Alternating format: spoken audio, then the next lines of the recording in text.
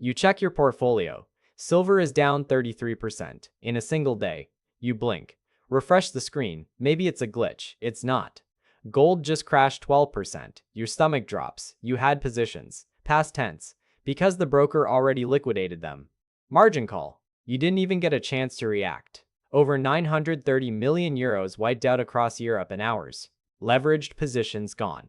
Algorithmic liquidations cascading like dominoes. This is January 30th, 2026. This is the precious metals massacre. And if you're holding physical metal or wondering whether to buy this dip or run for the exits, what happens next will determine whether you're a genius or a cautionary tale. My name is Leo. I've spent 9 years analyzing European markets after learning investing in the USA, and I've watched enough market crashes to know the difference between a buying opportunity and a falling knife. If you're trying to figure out whether precious metals are finished or just getting started, make sure to hit that subscribe button. This video is going to walk you through exactly what triggered this carnage, what the smartest money in Europe is doing right now, and whether the bull market just ended or if this is the setup for the next leg up. But first, you need to understand what actually happened, because the official story and the real story are two very different things. Silver went from 112 euros per ounce to 70 in one trading session. That's not a correction. That's not profit taking. That's a liquidation event. The worst single-day crash since March 1980, when the Hunt brothers tried to corner the silver market and regulators changed the rules mid-game to destroy them. Gold fell from a record 5,200 euros on Thursday to 43.70 by Friday close. Biggest intraday decline since the early 1980s. Platinum dropped 452 euros to 21.30. Copper down 3.4% on the London Metal Exchange. European mining stocks got annihilated. Anglo-American down 11.2%. Fresnillo down 13.8%. Polymetal down 9.4%. The DAX mining sector lost 8.7%. The FTSE Precious Metals Index dropped 12.3%. This wasn't a sell-off. This was a coordinated demolition. And here's what nobody's telling you. This didn't happen because fundamentals changed. It happened because 4 separate triggers hit the market simultaneously, creating a cascading liquidation spiral that fed on itself. Each trigger alone would have caused volatility. All 4 at once created a massacre. The first domino was Kevin Warsh. The second was margin hikes that echoed 1980. The third was fake news that algorithms believed before humans could fact-check. And the fourth was a technical setup so overbought that even bulls knew it was unsustainable. But here's the thing. When you understand what actually caused this crash, you can figure out whether it's over or just beginning.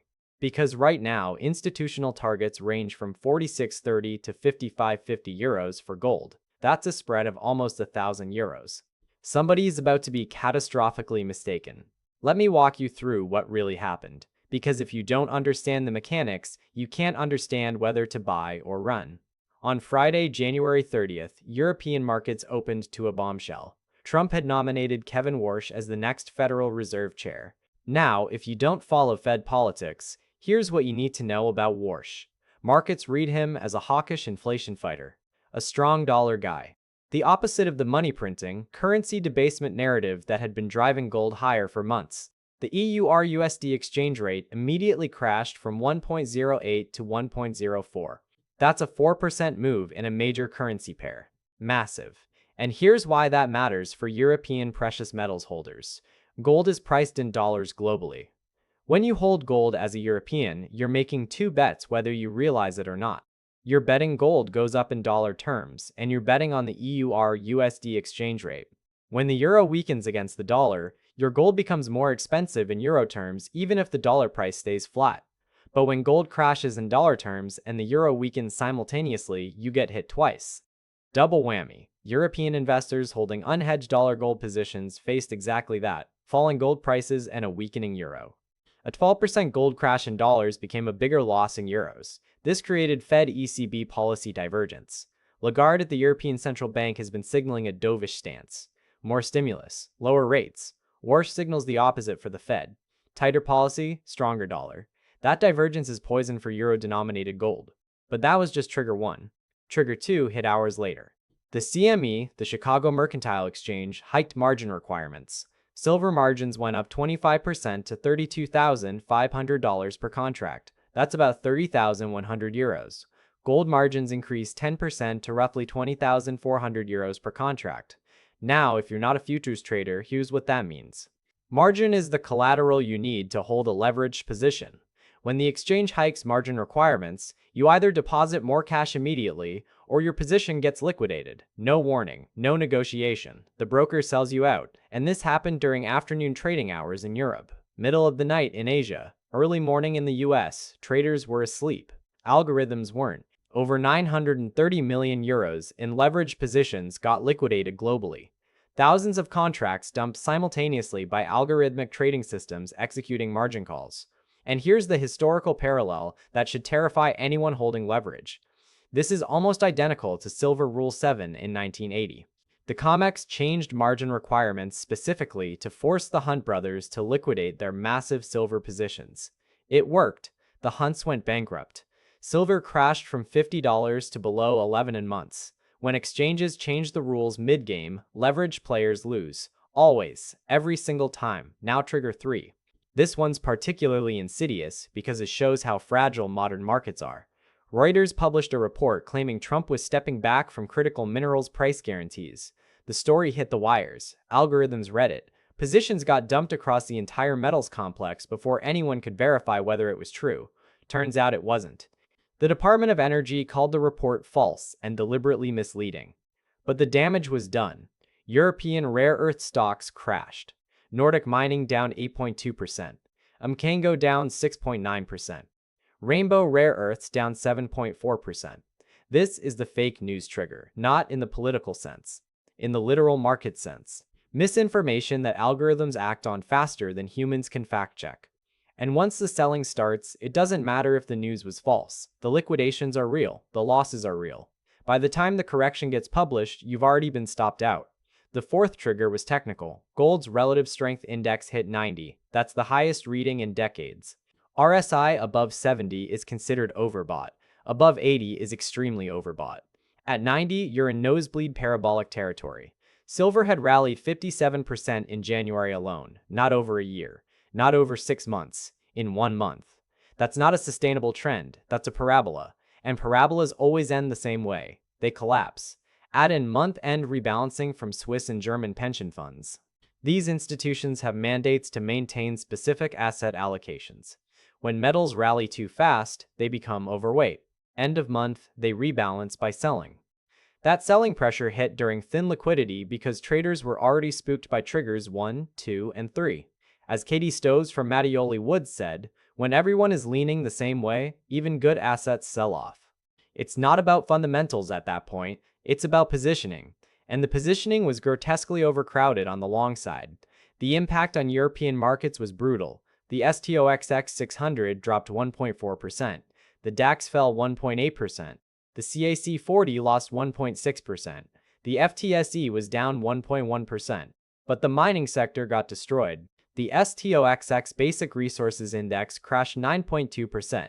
Interestingly, the Swiss franc strengthened despite the gold sell-off, which tells you something about safe haven flows and currency dynamics that's worth noting. And EUR/USD sitting at 1.04 amplified every bit of pain for European holders.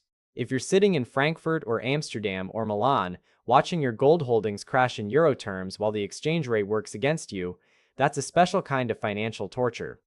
So here's the question everyone's asking. Is the bull market over? Because there are very smart people on both sides of this argument, and they can't both be right.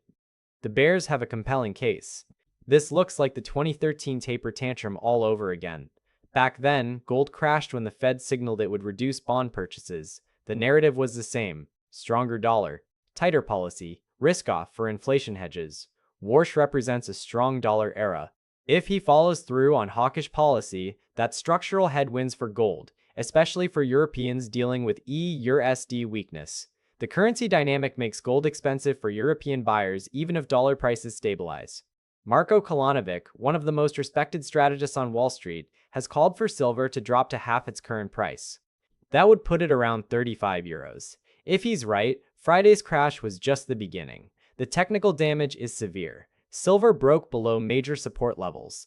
Gold's parabolic rally got rejected hard. When a parabolic move breaks, it doesn't usually just pause, it reverses violently.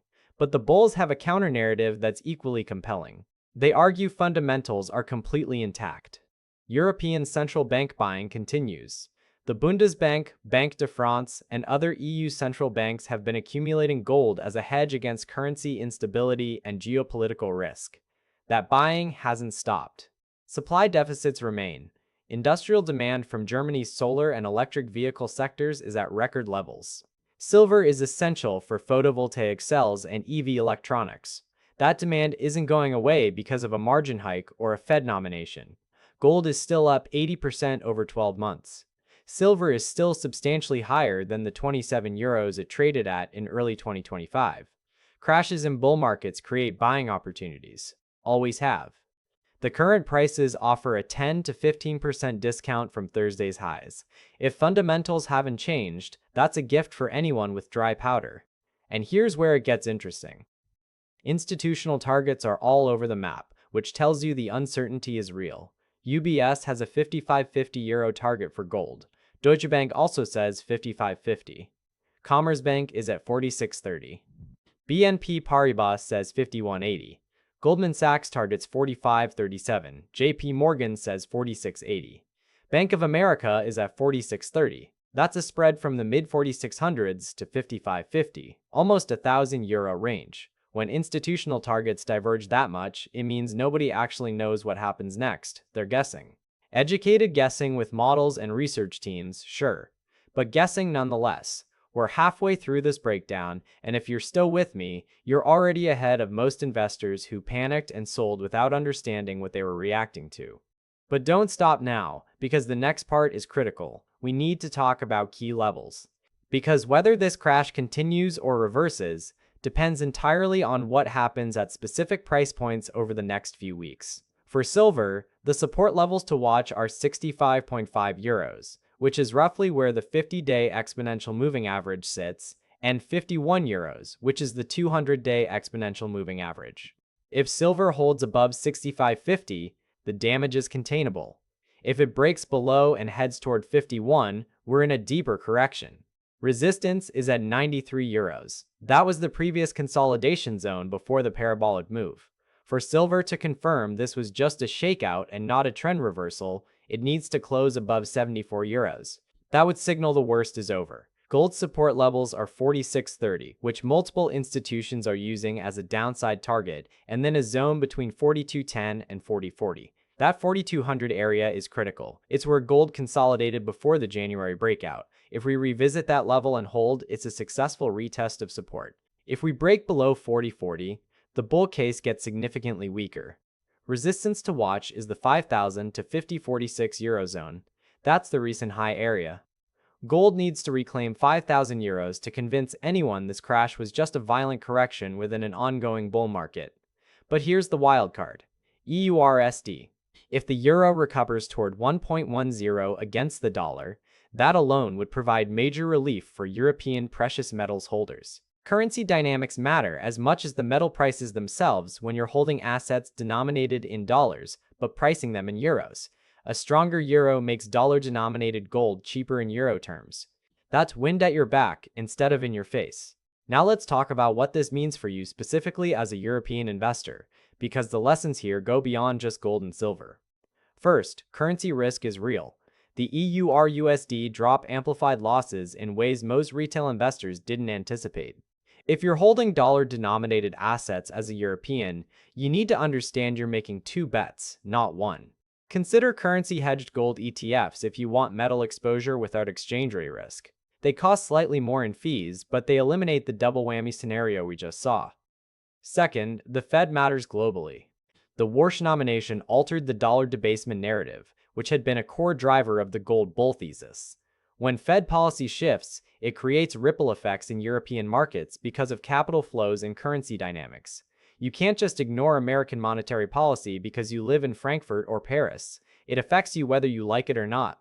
The Fed-ECB policy divergence is something to monitor obsessively if you're holding precious metals. When one central bank goes hawkish while the other stays dovish, that creates currency pressure that directly impacts your returns. Third, leverage kills. The 33% silver crash is a brutal reminder of the danger in crowded trades. Margin calls across time zones don't care about your thesis. They don't care that you're right about long-term fundamentals. If you can't meet the margin requirement right now, you're out. Position liquidated. Game over. The traders who got wiped out on Friday might have been completely correct about where silver goes over the next 12 months, but they're not in the trade anymore to benefit from it. This is why position sizing and risk management matter more than being right about direction. You can be right and still lose everything if you're over-leveraged. Fourth, fundamentals are unchanged. European central bank buying continues. Supply deficits persist. Industrial demand for silver from Germany's green energy transition is structural, not cyclical. Sovereign debt concerns haven't gone away. The Eurozone still has all the same long-term issues that drove investors toward gold as a hedge in the first place. One violent sell-off doesn't change any of that. What it does is reset sentiment and shake out weak hands. Sometimes the best opportunities come after everyone just got punched in the face. Fifth, Powell is still Fed chair until May. Markets have months to digest what a Warsh Fed would actually mean and how the ECB responds. This isn't happening tomorrow. There's time for positioning to adjust, for narratives to evolve, for clear pictures to emerge. Panic selling on day one of a Fed chair nomination is often a mistake. Remember, nominations have to be confirmed. Policy changes take time to implement. Market reactions can overshoot in both directions. For physical holders, the long-term thesis is unchanged. If you bought gold because you're concerned about euro stability, European debt levels, or inflation, nothing about Friday changes that thesis. Physical metal holders don't get margin calls. They don't get stopped out. They ride through volatility and wait for fundamentals to reassert themselves.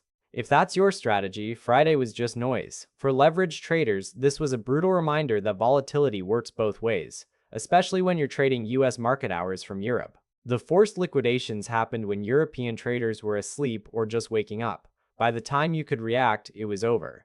That's the risk of leverage in globally traded markets that don't sleep. Consider whether the potential gains are worth the risk of getting liquidated at the worst possible moment. And here's something most people aren't thinking about. Consider European products. ETCs listed on Deutsche Börse, SIX Swiss Exchange, or the London Stock Exchange offer better liquidity during European trading hours.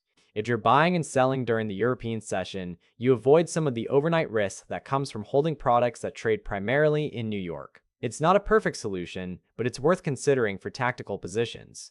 Now let's tie all of this together, because when you see how these pieces connect, the path forward becomes clearer.